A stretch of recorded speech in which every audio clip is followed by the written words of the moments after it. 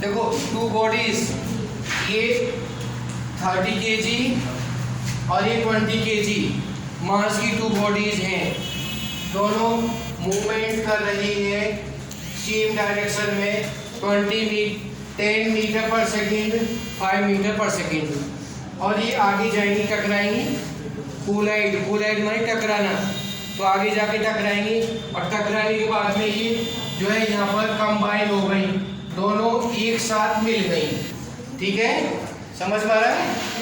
अब जब ये टकराएंगी तो इसकी वेलोसिटी कम होगी और इसकी ज़्यादा होगी। वेलोसिटी का मतलब वन डायरेक्शन स्पीड, एक ही डायरेक्शन में चल रही है तो मोशन है तो वन डायरेक्शन में। लेकिन यहाँ पर जाके क्या हुआ कि दोनों कंबाइन हो गई, दोनों जुड़ गई। तो जुड़ने के बाद में इनकी वेलोसिटी क्या होगी, कितनी वेलोसिटी से जाएंगी? तो ये तो m1 30 kg है और ये 20 kg है। इनकी वेलोसिटी क्या होगी? Initial velocity m1 mass m1, this is m1 और this is m2, u1 initial velocity, u2 final velocity, u2 final velocity और ये v u2 velocity of 20 kg body Hindi में कहते हैं पिंड। अगर किसी बुक में लिखा होगा पिंड, तो पिंड का मतलब मास, बॉडी, कोई भी बॉडी है, इंग्लिश में बॉडी बोलते हैं और हिंदी में उसे बोलते हैं पिंड। पिंड का मास इतना है। आगे फॉर्मूला हमने बताया था, m1 u1 plus m2 u2 equal to m1 plus m1 plus m2 b। ये फॉर्मूला मैंने बताया था। अब देखो m1 30 multiply u1 is 10 plus m2 20 multiply 5 equal to m1 30 plus 20 b. Understand all these? Yes sir. 300 plus 100 equal to 50 b. 400 equal to 50 b. b equal to 400 upon 50 equal to 50 से divide किया 408 metre पर second will be velocity of both. अभी 8 metre पर second की वेग से जाएंगे। समझ में आ रहा है सबके? तो ये कंबाइन हो गया, इस तरह से ये जाएगी। उतार लो सभी, फिर मैं दूसरा बता रहा हूँ, ये सब उतार लो।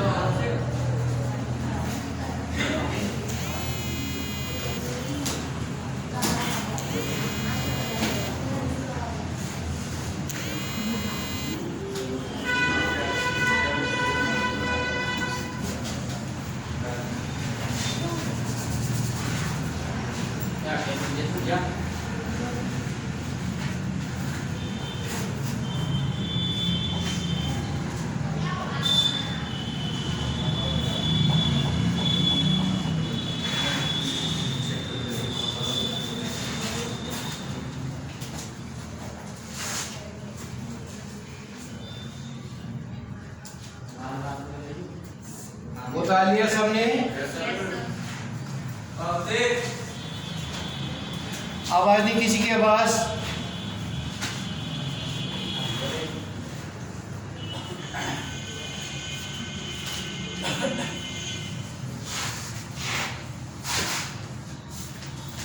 मैंने बताया था ऑसिलेशन, जैसे कि अगर स्विंग है, झूला है, झूला बीच में से इधर जाएगा, फिर इधर आएगा, फिर इधर आएगा, तो एक पूरा वाइब्रेशन होता है ना बीच में से। अगर ये पेंडुलम है इधर जा रहा है, फिर यहाँ से यहाँ आया, फिर यहाँ गया, ये वन ऑसिलेशन हो गया। और वन ऑसिलेशन में जितना टाइम लगता है वो टाइम पीरियड टी होता है।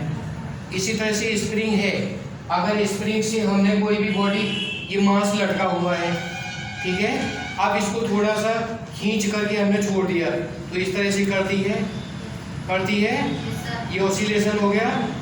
ऑसिलेशन, वन ऑसिलेशन में कितना टाइम लगेगा हमें ये निकालना है। मैंने इसके 3 न्यूमेरिकल दिए हैं, समझाऊंगा। तो इसमें जो है अब 49 kg का मास है और इसका जो कांस्टेंट है स्प्रिंग का वो है 484 न्यूटन पर मीटर का।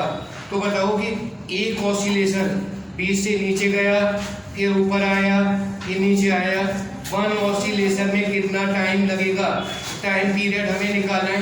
ये 3 न्यूमेरिकल है, समझ में आ गया ना। तो ये अभी मैं देखो समझा रहा हूँ, क्वेश्चन को बिठा दो इधर से।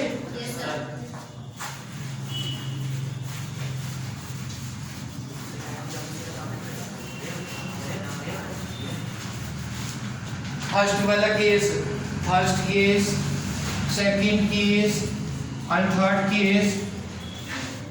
In first case time period t equal to 2 pi root m upon k. K is constant of the new spring constant k.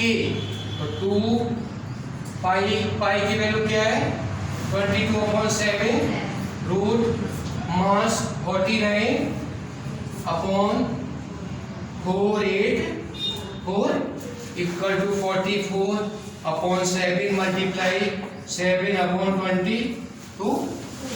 ये 7 हो गया, ये 22 कट गया, 1 सेकेंड आया। Time period will be 1 second in first question.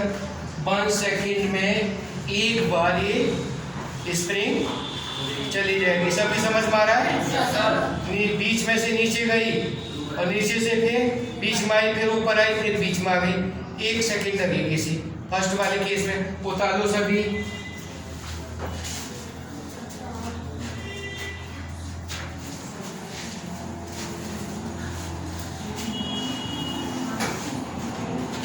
मिटा दूं?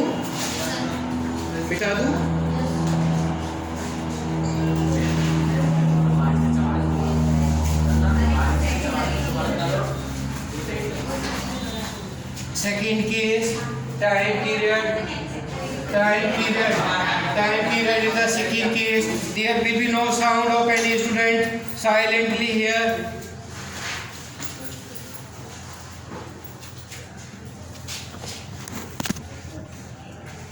T equal to 2 pi root 2m upon k equal to 2 multiply 22/7 multiply 2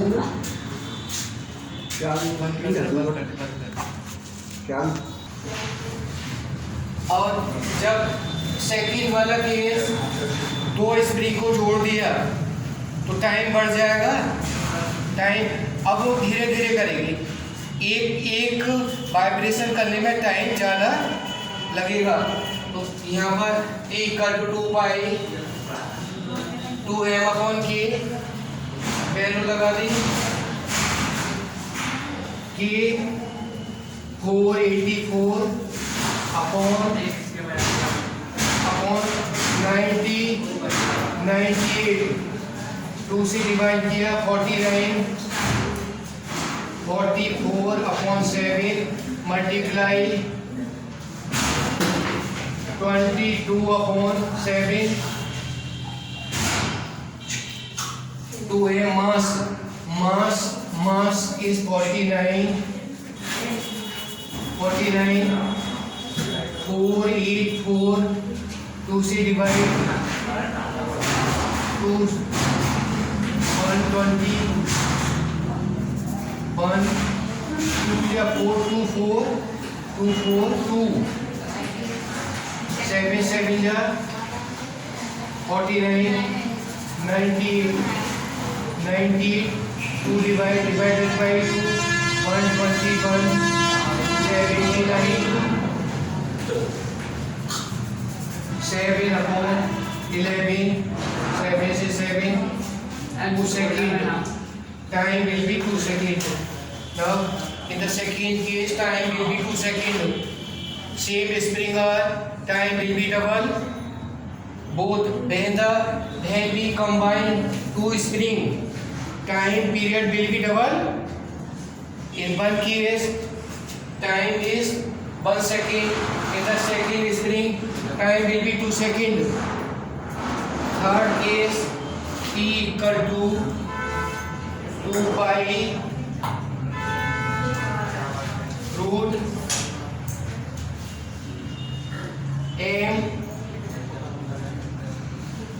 m upon 2k. M upon 2k. This is 2 multiplied 22 upon 7 root mass 98 2 multiplied k 484 49 44 upon 7 multiply 7 upon 22 2 second will be time period.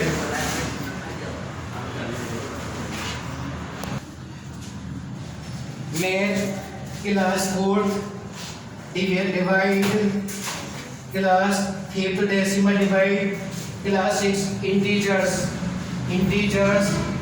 of class 6 have to do class 7 and 8 also have to do integers. Now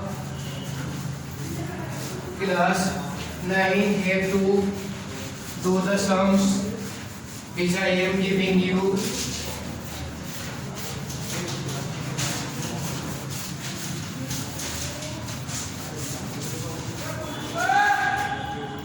X plus 2 upon x, x plus 3 upon x minus x minus 2 upon x, x minus 3 upon x. Solving these questions, x plus 3 by x plus 2 by x 2 by x 2 by x x plus 3 by x minus x x minus 3 by x minus 2 by x x minus 3 by x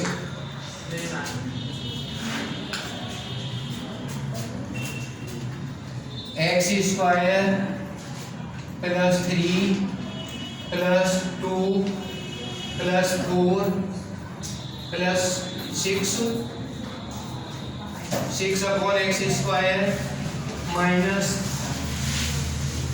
x square minus 3 minus 2 minus 3 9 upon x square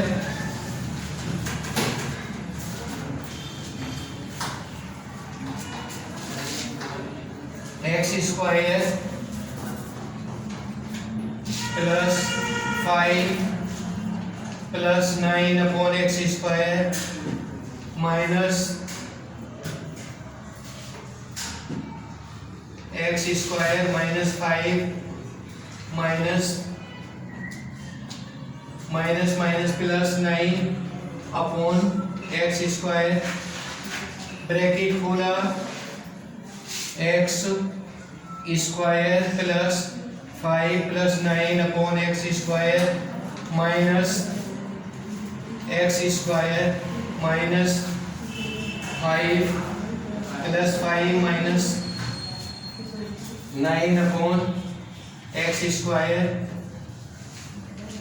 plus minus cancel, answer will be 10। ये सब की समझ में आ गया? उतारिए sir, उतारिए। Write all these mathematics sums of these. Now I am explaining you the how can you see that the plant need carbon dioxide to prepare the food. तुम कैसे बता सकते हो कि प्लांट को कार्बन डाइऑक्साइड की ज़रूरत होती है? प्लांट फोटोसिंथेसिस करते हैं, प्लांट जो है प्रकाश संश्लेषण की क्रिया करते हैं, तब अपना भोजन बनाते हैं, तो उनके लिए कार्बन डाइऑक्साइड की ज़रूरत होती है। ये कैसे सिद्ध करोगे कि प्लांट को कार्बन डाइऑक्साइड की ज़रूरत होती है? अगर कार्बन डाइऑक्साइड नहीं होगी तो प्लांट मर जाएगा। ये कैसे सिद्ध करोगे? एनी वन ऑफ यू, कोई बता सकता है? कोई बता सकता है प्लांट को कार्बन डाइऑक्साइड की ज़रूरत होती है, अगर कार्बन डाइऑक्साइड नहीं होगी तो प्लांट मर जाएगा। ये सिद्ध करना है।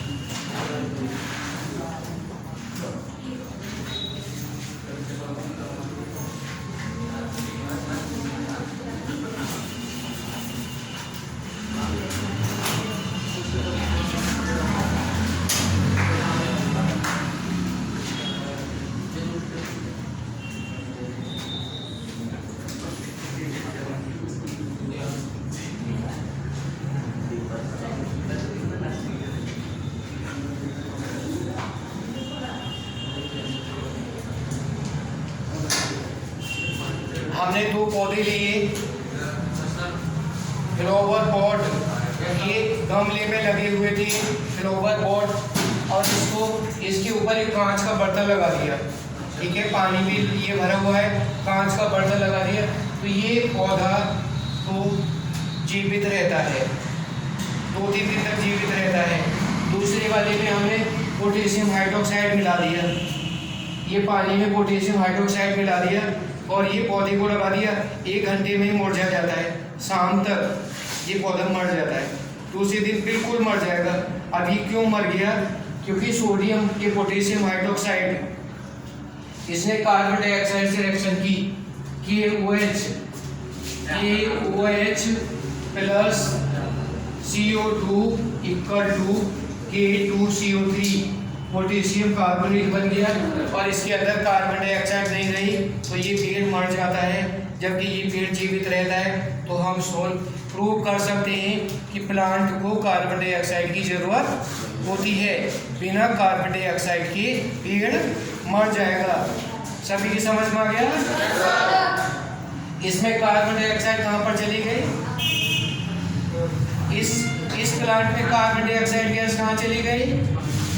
पानी में। ये पोटेशियम हाइड्रोक्साइड ने एब्जॉर्ब कर लिया, पोटेशियम हाइड्रोक्साइड ने इससे रिएक्शन किया कार्बन डाइऑक्साइड से, तो पोटेशियम कार्बोनेट बना दिया।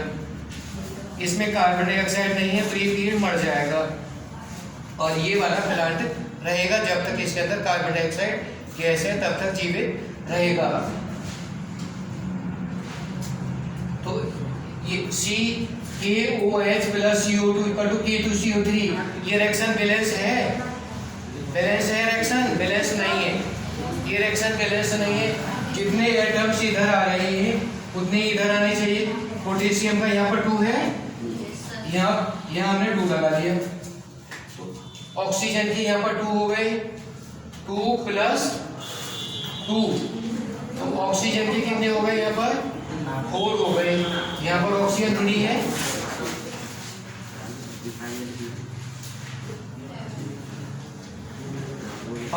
अब हो गए ऑक्सीजन के यहाँ पर हो गए 6, ऑक्सीजन के 6, कार्बन के 2 हैं, और ये लगाया यहाँ K2CO3, तो K2CO3 ये 4 हो गए, तो 4, अब ऑक्सीजन का 2 ऑक्सीजन का ये, और 4 ये, ऑक्सीजन के 6 हो गए, कार्बन का यहाँ पर 2 है, कार्बन 2 हो गया, और पोटेशियम के 4 है, पोटेशियम 4 हो गया, रिएक्शन बैलेंस हो गई। केमिकल रिएक्शन हमने पहले भी बैलेंस कराने के लिए दी थी, बता दो सभी।